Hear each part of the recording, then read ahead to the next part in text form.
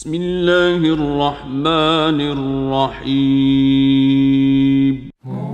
مصطفى مصطفى مصطفى يا مصطفى يا مصطفى. احسان ہے کہ اتنی مصروفیت اور وہاں جو آپ نے وقت ہمیشہ دیا ہوا ہے اس کے باوجود قاری صاحب کی درخواست پر آپ لندن سے سفر کر کے یہاں اور پھر یہاں سے سفر کر کے واپس وہاں درس قرآن اور اس کے بعد لندن تشریف لے جائیں گے. میں انتظامیہ کی طرف سے اور قاری صاحب کی طرف سے آپ کا شکریہ ادا کرتا ہوں. تو چونکہ وقت کچھ اس طرح ہے اس لیے مناسب ادب کے تحت تو یہی تھا کہ آخر میں وقت دیا جاتا، لیکن آپ حضرات نہایت سکون و اطمینان سے، اور وہ کہتے ہیں نا دل تھام کے رکھیں کہ آج میری باری آئی. حضرت کو آپ سنیں گے تو آپ کو نعرے کا بھی موقع درمیان میں نہ ملے گا، بلکہ نعرہ لگانے کا جی نہیں کرے گا، اتنے آپ محو ہو جائیں گے. تو آئیے شروع میں نعرہ لگا کر اپنے مہمان کا استقبال فرمائیں. نعرہ تکبیر، نعرہ رسالت، نعرہ رسالت. علماء اہل سنت حضرت العلامہ مولانا شاہد رضا خان صاحب نعیمی.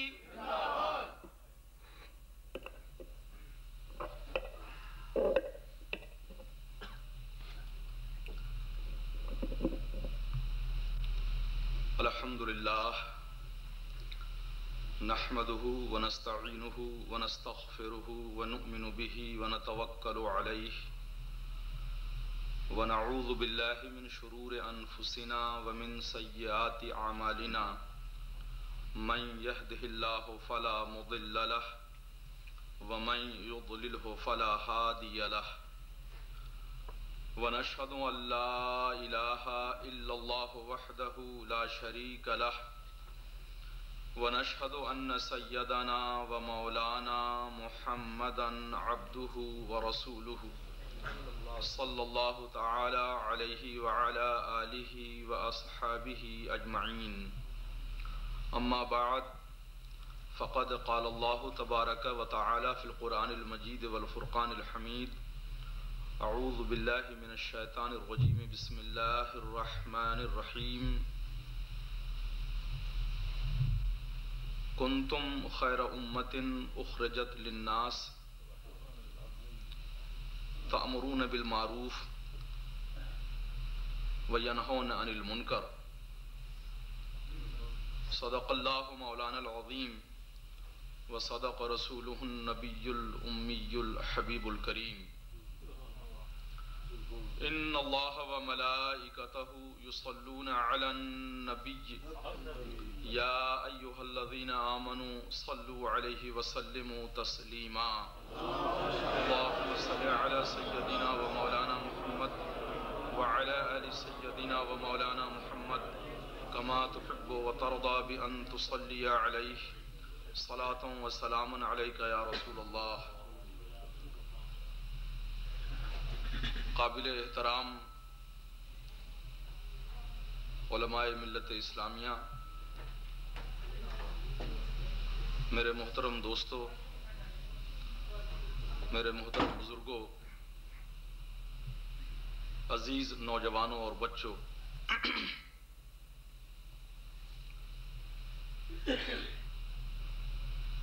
آج کے اس جلسے کا عنوان آپ کو معلوم ہے.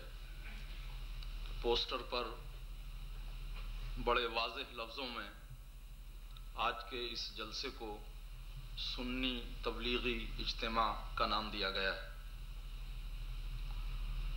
ہمارے محترم قاری صاحب کو اللہ تبارک و تعالی اس طرح کے اصلاحی اور تبلیغی مثبت اور ٹھوس کاموں کی مزید ہمت اور توفیق عطا فرمائے، اور جو لوگ اس عظیم اور نیک کام میں ان کا ساتھ دے رہے ہیں، رب کریم ان کو دارین کی نعمتوں سے مالا مال فرمائے. اس لیے کہ یہ وقت کی اہم ترین ضرورت ہے، اور اس وقت پوری دنیا ایک ایسے دوراہے پہ کھڑی ہے جہاں ایک نظام مٹ رہا ہے اور کسی دوسرے نظام، کسی دوسری آئیڈیالوجی اور کسی دوسرے سسٹم کا دنیا کو انتظار. وہ کمیونزم جو پوری آب و تاب کے ساتھ روس سے شروع ہو کر ایسٹرن یورپ پر پھیل گیا تھا، آپ اچھی طرح جانتے ہیں کہ اس کمیونزم کا پولینڈ میں، یوگوسلاویا میں، چیکوسلواکیا میں، ہنگری میں اور دوسرے یورپین، ایسٹرن یورپین ملکوں میں کیا حشر ہوا، اور کس طرح دیکھتے ہی دیکھتے 3 مہینے کے اندر کمیونزم کے پورے نظام کے اندر ایک کھلبلی مچ گئی اور وہ پورا سسٹم بکھر کر رہ گیا اور ختم ہو گیا. ظاہر ہے کہ اس سسٹم کے ختم ہونے کے بعد وہاں کے لوگوں کو زندگی گزارنے کے لیے کسی دوسری طرز، کسی دوسری آئیڈیالوجی کا انتظار ہے. میں اسی جانب متوجہ کر رہا ہوں آپ کو کہ آج زمانہ ایک ایسے کرائسس اور ایک ایسے بحران سے گزر رہا ہے جب پوری انسانیت اپنے موجودہ سماج میں، اپنے موجودہ نظام میں سسک رہی ہے، پریشان ہے، انسانیت کراہ رہی ہے اور مضطرب اور بیتاب ہے، اور اس کراہتی ہوئی مضطرب انسانیت کو آج ہر زمانے سے زیادہ سکون کی تلاش ہے. ہمارا ایمان ہے کہ یہ سکون صرف اسلام میسر کر سکتا ہے. ہمارا یقین ہے کہ یہ مضطرب اور دکھی انسانیت اگر چین و قرار کے ساحل پر پہنچ سکتی ہے تو محمد رسول اللہ صلی اللہ تعالی علیہ وسلم کی محبت کے سہارے سے ہی یہ کشتی کنارے لگے گی. ہم حضور صلی اللہ تعالی علیہ وسلم کی امت کے افراد ہیں. ہم سرور کائنات صلی اللہ تعالی علیہ وسلم کے ماننے والے ہیں. ہم ان کا کلمہ پڑھتے ہیں، ہم ان کا نعرہ لگاتے ہیں، ہم ان کی یاد مناتے ہیں، ہم ان کے جشن میلاد کو اپنی زندگی کا سرمایہ سمجھتے ہیں. ہم ان کی بارگاہ ہم عقیدت کے ساتھ کھڑے ہو کر صلاۃ و سلام کا نذرانہ پیش کرنا اپنے ایمان کا ایک لازمی حصہ جانتے ہیں. میرے دوستو، اسلام سے اور پیغمبر اسلام سے ہمارا رشتہ روئے زمین پر اس وقت سب سے زیادہ مستحکم. ہم مسلمان، ہم اور آپ حضور صلی اللہ تعالی علیہ وسلم کے پیغام کے امین ہیں. حضور علیہ الصلوۃ والسلام نے جو پیغام دین کا، اسلام کا جو میسج دنیا کے سامنے پیش کیا تھا، اس وقت پوری دنیا کے اندر ہم ہی اس کے امین ہیں اور ہم ہی اس کے حامل اور ماننے والے ہیں. لہذا ہماری ایک ذمہ داری ہے کہ دنیا ایک دوراہے پر کھڑی ہے اور ہم اس دنیا کو سکون کا، محبت کا، رواداری کا، شفقت کا، پیار کا، انسانیت کا، اتفاق کا، اتحاد کا اور دل کی لگن کا، عزم کا، ارادے کی پختگی کا، انسانیت کی خدمت کا، ایمانداری کا، حوصلے کا، بیواؤں سے ہمدردی کرنے کا، یتیموں سے محبت کرنے کا، مظلوموں کا ساتھ دینے کا کوئی پیغام دنیا کو دیں. اور غالباً یہی وہ ذمہ داری کا احساس ہے جس نے قاری صاحب مدد اللہ العالی کو اس اجتماع کے انعقاد کی جانب متوجہ کیا ہوا ہے. میرے دوستو، میں ذاتی طور پہ یہ سمجھتا ہوں کہ اس سے پہلے کہ ہم دنیا میں پھیل جائیں مضطرب انسانیت کو پیغام حیات دینے کے لیے، یہ ضروری ہے کہ ہم خود اپنے آپ کو اس قابل بنائیں کہ ہم بحیثیت مصلح اور مبلغ کے دنیا کے کسی کونے میں جا سکیں. یقیناً تبلیغ کی آج شدید ضرورت ہے اور تبلیغ کے لیے دنیا کے کونے کونے میں پہنچ کر حضور صلی اللہ تعالی علیہ وسلم کے لائے ہوئے نظام انسانیت کو پھیلانے کی ضرورت ہے. لیکن اس تبلیغ کو اور پیغام کو لے کر دنیا میں جانے سے پہلے ہمیں اپنے آپ کو اس کا اہل بنانا پڑے گا. اور میں آج اصل میں اسی موضوع پر آپ سے کچھ عرض کرنا چاہتا ہوں. اگر ہم اہل نہیں ہیں تو یقیناً ہم نااہلی کے ساتھ اگر کسی پروگرام کو لے کر دنیا میں آگے بڑھیں گے تو پروگرام کی سچائی سے تو انکار نہیں کیا جا سکتا، ہماری نااہلی کی وجہ سے وہ پروگرام ناکام ہو جائے گا۔ یقیناً آج تبلیغ کی ضرورت ہے، آج اصلاح کی ضرورت ہے۔ آج ساؤتھ افریقہ کے کالے سسک رہے ہیں اور ظلم و ستم اپنے آخری مرحلے میں ہے، اور ظلم و ستم کرنے والے وہاں کے حکمراں اب ان کا بھی دم ٹوٹ رہا ہے۔ اب ساؤتھ افریقہ کے کالے اپنی آزادی کی صبح کی کرنوں کو دیکھ رہے ہیں۔ آج پورا مشرقی یورپ ایک بحران سے دوچار ہے، اس کو ایک نظام کے بعد دوسرا نظام چاہیے جس کی بنیاد پر وہ اپنے مستقبل کی زندگی کو اٹھا سکیں۔ میرے دوستو، یہ کام ہم کرنے کی صلاحیت تو رکھتے ہیں۔ We are capable of doing this important work of dawah all over the world. We have got the message. We have got the potential of preaching Islam all over the world. ہمارے اندر یہ طاقت موجود، ہمارے پاس یہ صلاحیت موجود ہے، اور یہ طاقت و صلاحیت اس طرح موجود ہے کہ بغیر کسی فخر و غرور کے ہر مسلمان یہ کہنے میں بالکل صحیح ہے کہ آج دنیا میں سچائی کا جو پیغام مسلمانوں کے پاس ہے، دنیا کی کسی قوم کے پاس نہیں ہے۔ لیکن میرے دوستو، ہمیں سوچنا یہ ہے، میں آپ کی توجہ اس جانب لے جانا چاہتا ہوں کہ کیا ہم اس پیغام رسالت مآب کو، کیا ہم اس پیغام انسانیت کو، کیا ہم حضور اکرم صلی اللہ تعالی علیہ وسلم کے لائے ہوئے پیغام آزادی کو دنیا کے سامنے پیش کرنے کی اہلیت رکھتے ہیں؟ ہمیں اس پہ غور کرنا ہوگا۔ ہمیں یہ دیکھنا ہوگا کہ ہماری کمی کیا ہے، ہماری خرابی کیا ہے۔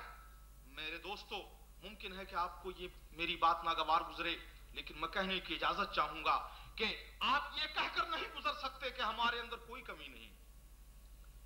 We are fully prepared and we are fully competent to propagate Islam all over the world. اگر آپ یہ کہیں گے تو I am sorry to say that I am not going to agree with you. میں آپ کی اس بات کو نہیں مانوں گا کہ ہمارے اندر کوئی خامی نہیں۔ ہمارے اندر خامی ہے، ہمارے اندر کمزوریاں ہیں۔ اگر کمزوریاں نہ ہوتی تو برطانیہ میں مسجدوں کی تعداد بڑھ رہی ہے، لیکن ہمارے گھروں میں بے حیائی بھی بڑھتی چلی جا رہی ہے۔ برطانیہ میں علماء اور مشائخ کی تعداد میں اضافہ ہو رہا ہے، لیکن ہمارا گھر کا مشرقی نظام تہو بالا ہو رہا ہے۔ ہماری سوسائٹی میں طلاق کے واقعات بڑھ رہے ہیں، ہمارے گھروں سے نوجوان بچے بھاگ رہے ہیں، ہمارے گھروں کی نوجوان لڑکیاں ماں باپ کی مرضی کے خلاف شادی کرنے پر آمادہ نظر آ رہی ہیں۔ اگر ہمارے اندر کوئی کمزوری نہیں ہے تو مشائخ کے اضافے سے، علماء کرام کی تعداد میں اضافے سے، مسجدوں کی تعداد میں اضافے سے، اور تقریروں کی تعداد میں اضافے سے، اور جلسوں کی تعداد کے اضافے سے، اور قرآن کریم پڑھنے والے بچوں کی تعداد کے بڑھ جانے سے ہمارے اندر کوئی امپروومنٹ ہونا چاہیے تھا، ہمارے سماج کو بہتر بننا چاہیے تھا، ہمارے معاشرے کو کچھ اچھا بننا چاہیے تھا، اس میں کوئی سنوارنے کی طاقت و صلاحیت پیدا ہونی تھی۔ لیکن یہ آپ بھی جانتے ہیں اور یہ میں بھی جانتا ہوں کہ کل قرآن پاک صرف اردو زبان میں ہمارے گھروں میں تھا، آج گجراتی زبان میں بھی قرآن پاک ہمارے گھروں میں ہے، بنگالی زبان میں بھی قرآن ہمارے گھروں میں موجود ہے، انگریزی میں 10 20 بلکہ 50 ترجمے قرآن کے ہو چکے ہیں جو ہمارے بچوں کے پاس موجود ہیں۔ کل قرآن صرف کتاب کی شکل میں تھا، آج قرآن کیسٹس میں موجود ہے، آج قرآن ویڈیو کیسٹس میں موجود ہے، آج قرآن ہمارے سینوں میں موجود ہے۔ تو قرآن تو بڑھتا چلا جا رہا ہے، لیکن بے حیائی کیوں نہیں گھٹ رہی؟ ماں باپ کی نافرمانی میں کمی کیوں نہیں آ رہی؟ بے شرمی میں کمی کیوں نہیں آ رہی؟ غداری اور بغاوت کے جذبات میں کمی کیوں نہیں آ رہی؟ پتہ چلتا ہے کہ قرآن کے رہتے ہوئے، حفظ کرتے ہوئے، اور علماء کے ساتھ بیٹھتے ہوئے، مشائخ کو بلاتے ہوئے، آراس کرتے ہوئے، جلسے کرتے ہوئے، مساجد کے بناتے ہوئے کوئی نہ کوئی چیز مس ہو رہی ہے۔ There is something lacking، کسی نہ کسی چیز کی کمی ہے جو ہم کو اٹھنے نہیں دے رہی، جو ہماری پریشانی اور پشیمانی کا سبب بنی ہوئی ہے، جو ہماری بربادی اور تباہی کا سبب بنی جا رہی ہے۔ میرے دوستو، وہ چیز کیا ہے؟ میں اسے ایک کہانی، ایک سچی کہانی کی شکل میں آپ کی خدمت پر رکھنا چاہتا ہوں۔ میرے ایک استاد محترم، اللہ ان کو غریق رحمت فرمائے، انہوں نے اپنے بڑھاپے میں مجھے ایک واقعہ سنایا تھا درسگاہ میں بیٹھ کر کہ جب وہ جوان تھے، وہ اپنی جوانی میں کسی جلسے میں شرکت کرنے کے لیے ایک گاؤں میں گئے، اور اس گاؤں کے سب سے بوڑھے آدمی سے ان کی ملاقات کرائی گئی. اس بوڑھے آدمی نے ان کو بتایا کہ میری عمر تقریباً 90 سال ہو چکی ہے. 1857 کی جنگ آزادی جس کو تاریخ غدر کے نام سے جانتی ہے میری بھری جوانی میں لڑی گئی تھی. میں نے انگریزوں کو آتے ہوئے دیکھا ہے اور میں نے انگریزوں کو جاتے ہوئے دیکھا ہے. وہ بوڑھا بڑا ہی عمر رسیدہ تھا. میرے استاد کہتے ہیں کہ جب اس بوڑھے آدمی سے گاؤں کے لوگوں نے میری ملاقات کرائی تو میں نے ان کو اپنے پاس بٹھا کر ان سے پوچھا کہ میاں آپ انتہائی تجربے کار ہیں, آپ ضعیف ہو گئے ہیں اور آپ کے داڑھی اور آپ کی ابرو کے یہ بال زمانے کے ہاتھوں سفید ہوئے ہیں. آپ یہ بتائیے کہ آپ اپنے بچپن اور بڑھاپے میں اور اس دور میں جو زمانہ بدلا ہے اس میں آپ کوئی فرق محسوس کرتے؟ کیا انقلاب آیا زمانے میں, سوسائٹی میں, معاشرے میں کیا انقلاب آیا؟ تو استاد محترم نے مجھے بتایا تھا درسگاہ میں کہ جب اس بوڑھے سے میں نے یہ سوال کیا تو وہ بڑی درد بھری آواز میں اپنی زندگی کی 2 کہانیاں سنانے لگا. کہنے لگا مولانا سورج وہی ہے, اس کی کرنیں بھی وہی ہیں, آفتاب وہی ہے, اس کی چاندنی کا جمال بھی وہی ہے, ندیوں کے پانی کا بہاؤ بھی وہی ہے, پھولوں کی رنگت بھی وہی ہے, پہاڑوں کی سختی بھی وہی ہے اور ہوا کے چلنے کا انداز بھی وہی ہے. کچھ نہیں بدلا, ہم بدل گئے, انسان بدل گیا ہے. اور وہ کہنے لگا کہ مولانا سنیے انسان کس طرح بدلا ہے. میں کسی اور کی بات نہیں کروں گا, میں اپنی بات کرتا ہوں. میں اپنی زندگی کے 2 سچے واقعات آپ کو سناتا ہوں کہ جب میں جوان تھا تو میں ایک کشتی چلایا کرتا تھا. 2 گاؤں کے درمیان ایک ندی بہتی تھی اور دونوں گاؤں کے لوگ ادھر سے ادھر جانے کے لیے کشتی پر بیٹھ کر سفر کیا کرتے تھے. میں ایک ملاح تھا. ایک دن رات کے 12 بجے ندی کے کنارے میں اپنی جھوپڑی میں سویا ہوا تھا. ایک شخص آیا, اس نے جھوپڑی میں مجھے جگا کر کہا کہ ملاح اٹھو, مجھے ابھی ابھی یہ ندی پار کرنی ہے, اس پار مجھے کسی ارجنٹ اور ضروری کام سے جانا ہے. میں نے اس سے کہا کہ دن میں ایک آدمی کو پار کرانے کا کرایہ 1 آنا لیتا ہوں, اس وقت میں تم سے پورے 1 روپے لوں گا. اس نے کہا کہ میں 1 روپے بھی دوں گا, تم مجھے اس وقت ابھی ابھی کشتی نکالو اور ندی کے اس پار لے چلو. ملاح اٹھا. وہ کہتا ہے کہ اسی زمانے میں ماں باپ نے میری شادی کی تھی. شادی کی وجہ سے میرے ماں باپ مقروض ہو گئے تھے اور بڑے پریشان رہا کرتے تھے. میں بھی ان کے مقروض ہو جانے کے خیال سے ہمیشہ پشیمان و پشیمانی رہا کرتا تھا. وہ مسافر میری کشتی میں بیٹھا, واقعی وہ اجلت میں تھا. میں نے جلدی سے اس کو گاؤں کے دوسرے کنارے یعنی ندی کے دوسرے کنارے پہنچا دیا. وہاں وہ جلدی سے اترا اور اجلت میں اپنا سامان لے کر چلتا بنا. میں اپنی کشتی کو لے کر جب واپس اپنی جھوپڑی کی طرف آیا تو کشتی میں نے دیکھا کہ ایک تھیلا, ایک بیگ وہ مسافر چھوڑ گیا ہے. میں نے اسے اٹھایا, وہ بڑا بھاری تھا. میں نے اسے کھول کر دیکھا, اس میں چاندی کے سکے بھرے ہوئے تھے. میں اس کو لے کر اپنی جھوپڑی میں آ گیا اور اس خیال سے کہ کہیں کوئی چور آ کر اس کو نہ لے جائے, میں نے ریت میں ایک گڑھا کر کے اس کو وہاں دفن کر دیا. اور میں نے یہ سوچا کہ یقیناً وہ مسافر جلدی میں یہ تھیلا بھول گیا ہے, کبھی نہ کبھی وہ یہ لینے کے لیے آئے گا. دوسرے ہی دن وہ مسافر آ گیا. اس نے کہا کہ ملاح تمہیں یاد ہے میں پرسوں رات میں تمہاری کشتی پر اس طرف سے اس طرف گیا تھا؟ ملاح نے کہا مجھے یاد. اس نے کہا کہ میں نے اپنے زندگی کی تجوری اس میں چھوڑ دی تھی. میری زندگی کی ساری کمائی وہ چاندی کے روپوں کا تھیلا تھا. ملاح نے کہا یقیناً وہ میرے پاس ہے. اس نے وہ گڑھا کھولا اور وہ امانت اس کے سپرد کر دی. اس نے کہا کہ مولانا اگرچہ میرے ماں باپ مقروض تھے اور پریشان تھے, لیکن ایک لمحے کے لیے بھی میرے دل میں یہ خیال بھی نہیں گزرا کہ اس میں سے 1 چاندی کا روپیہ ہی نکال کے رکھ لوں. اگر میں پوری تھیلی بھی غائب کر دیتا تو اسے پتا نہیں چلنا تھا اور وہ واپس مجھ سے نہیں لے سکتا تھا, اس کے پاس کوئی ثبوت نہیں تھا.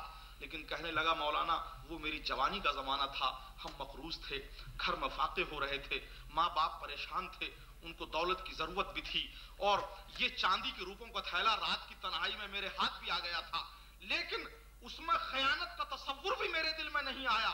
میں نے اس امانت کو بالکل صحیح طریقے پر جس کی وہ امانت تھی اس کو واپس کر دیا.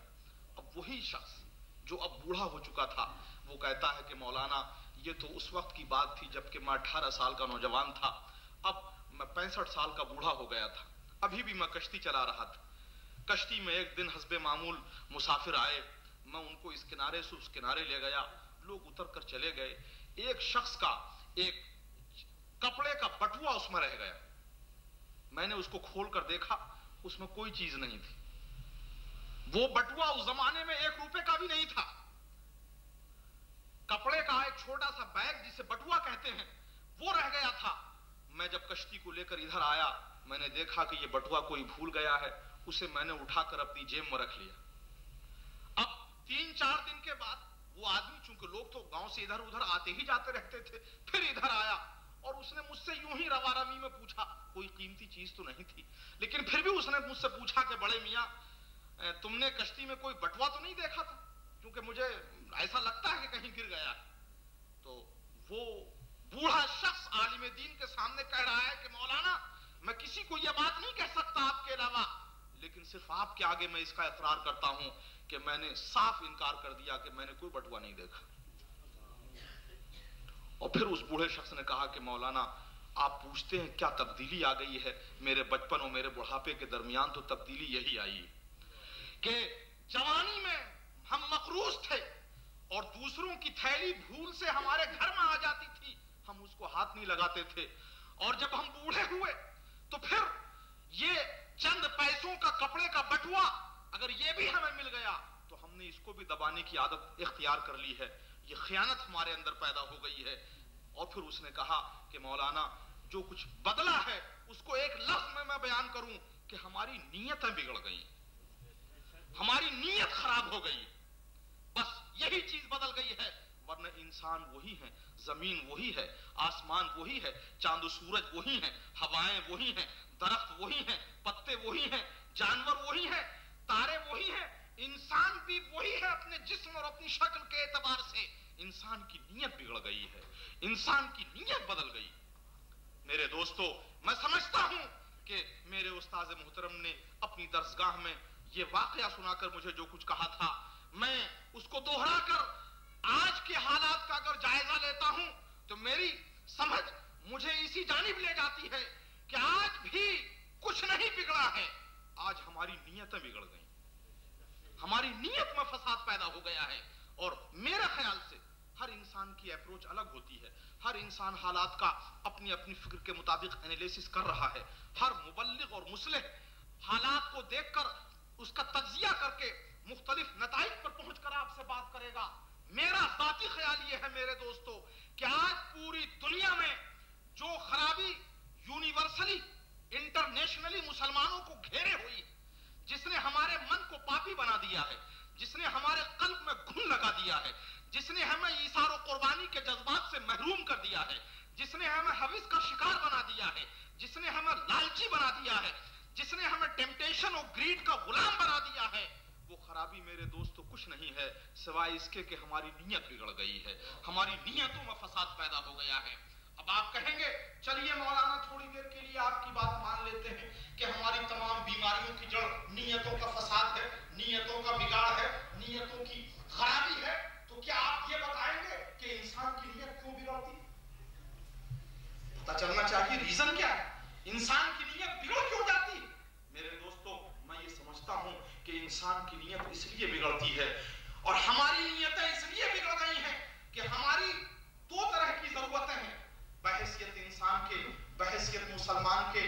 ہماری کچھ بیسک ریکوائرمنٹس ہیں لائف, ہمیں بھوک لگے تو ہمیں کھانا چاہیے, یہ ہماری ایک انسانی ضرورت ہے, ہم اس سے انکار نہیں کر سکتے. ہمیں پیاس لگے تو ہمیں پانی چاہیے, تشنگی کو بجھانے کے لیے ایک گھونٹ چاہیے پانی کا, یہ ہماری فطری ضرورت ہے, ہم اس ضرورت کا انکار نہیں کر سکتے. نعرہ تکبیر, نعرہ رسالت. علامہ جعفر بلال برکاتی تشریف لائے ہیں. تو میرے دوستو, ایک تو انسان کی بنیادی ضرورتیں ہیں کہ انسان کو کھانے کے لیے کھانا چاہیے, انسان کو رہنے کے لیے مکان چاہیے, انسان کو پہننے کے لیے کپڑا چاہیے, یہ بنیادی ضرورت. لیکن نیتوں میں فساد و بگاڑ اور ضمیر کا مر جانا اور ایثار و قربانی اور تمام اخلاقی اور روحانی جذبات سے ہمارا عاری ہو جانا, اس کی وجہ یہ ہے کہ ان ضرورتوں پر جب تکلف کا کلغن لگنے لگا، ان ضرورتوں کو جب ہم نے لگزری میں چینج کیا، ان ضرورتوں کو جب ہم نے اپنی حوث کے مطابق پورا کرنا چاہا، تو یہ چیز انسان کی نیتوں کو بگاڑنے کا سبب بن جاتی ہے۔ کھانا تو انسان کی ضرورت ہے، لیکن کئی طرح کا کھانا کھانا، کھانے کے پہلے ایک اسٹارٹر ہونا چاہیے، کھانے کے بعد کوئی میٹھی ڈش ہونی چاہیے، کھانے کے بعد کوئی فروٹ بھی کھانا چاہیے، کھانے کے بعد کوئی سافٹ ڈرنک بھی پینا چاہیے، کھانے کے بعد آئس کریم بھی ہونی چاہیے۔ یہ وہ لگزری ہے جو انسان کو ہوسناک بناتی ہے، جو انسان کے اندر ٹیمپٹیشن پیدا کرتی ہے، جو انسان کو نیتوں کے بگاڑنے پر مجبور کر دیا کرتی ہے۔ کپڑا ایک انسان کی بنیادی ضرورت ہے، لیکن ایوننگ سوٹ اور ہونا چاہیے، ڈنر سوٹ اور ہونا چاہیے، ٹائی سے میچ کرتی ہوئی شرٹ بھی ہونی چاہیے، اور ٹراؤزر سے میچ کرتا ہوا ساکس بھی ہونا چاہیے، اور سوٹ سے میچ کرتا ہوا جوتا بھی ہونا چاہیے۔ اگر 10 سوٹ گھر میں ہے تو 10 جوتے بھی ہونے چاہیے۔ یہ جو ٹیمپٹیشن ہے، ضرورت ہے انسان کی بنیادی طور پہ کہ وہ اپنے تن کو ڈھکے، وہ کپڑا پہنے، لیکن اب ایک کپڑے پر ہم قناعت نہیں کر پا رہے ہیں، اب جوتے کے 2 جوڑوں پر ہماری قناعت کا سوال نہیں رہ گیا ہے، اب 10 جوڑے کپڑوں سے ہماری طبیعت نہیں بھرتی۔ اب جب بھی ہم مارکس اور اسپینسر میں جاتے ہیں، جب بھی ہم کسی بڑے اسٹور میں جاتے ہیں، کوئی نیا سوٹ خریدنے کے لیے ہمارا دل فریفتہ ہو جایا کرتا ہے۔ مکان انسان کی بنیادی ضرورت ہے، لیکن ٹی وی لانج الگ ہونا چاہیے، اور ڈرائنگ روم الگ ہونا چاہیے، ریئر روم الگ ہونا چاہیے، گیسٹ روم الگ ہونا چاہیے، اور اٹیچڈ باتھ روم کے ساتھ ماسٹر بیڈ روم الگ ہونا چاہیے۔ یہ رہنے کے لیے مکان انسان کی ضرورت ہے، لیکن اس مکان میں سونی کا ٹی وی ہونا چاہیے، اس مکان میں ہٹاچی کا ویڈیو ریکارڈر ہونا چاہیے، اس مکان میں سونی کا مووی کیمرہ ہونا چاہیے، اس مکان میں ایکس منسٹر کا کارپٹ ہونا چاہیے، اس مکان میں اٹلی کا بنا ہوا فرنیچر ہونا چاہیے، اس مکان میں سویڈن کا بنا ہوا صوفہ سیٹ ہونا چاہیے، اور اس مکان میں بہترین قسم کے بلب لگے ہوئے ہوں، اس مکان کا پیپر ہر سال چینج ہونا چاہیے، اور اس مکان کی رنگ کی دیوار کا رنگ ہر سال تبدیل ہونا چاہیے، اور ان سب کو میچ کرنا چاہیے۔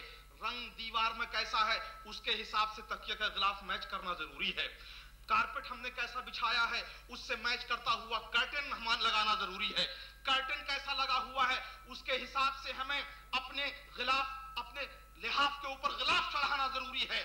یہ وہ لگزری ہے، یہ وہ ٹیمپٹیشن ہے، یہ وہ ہوس ہے، یہ وہ بیماری ہے جس نے انسان کی نیتوں کو بگاڑ دیا ہے میرے دوستو، اور یہ وہ بیماری ہے جو نیتوں کو بگاڑنے کے بعد ہمیں تباہی و بربادی کی جانب لے جایا کرتی ہے۔ جب نیت بگڑ جائے تو انسان کس طرح تباہ ہوتا ہے؟ یہ تیسرا سوال آپ کر سکتے ہیں کہ آپ نے بتایا کہ نیت بگڑ گئی ہے جنرلی لوگوں کی، آپ نے بتا دیا کہ نیت کیوں بگڑا کرتی ہے، لیکن اگر نیت بگڑ گئی ہے تو اس سے ہماری زندگی پر کیوں اثر پڑتا ہے؟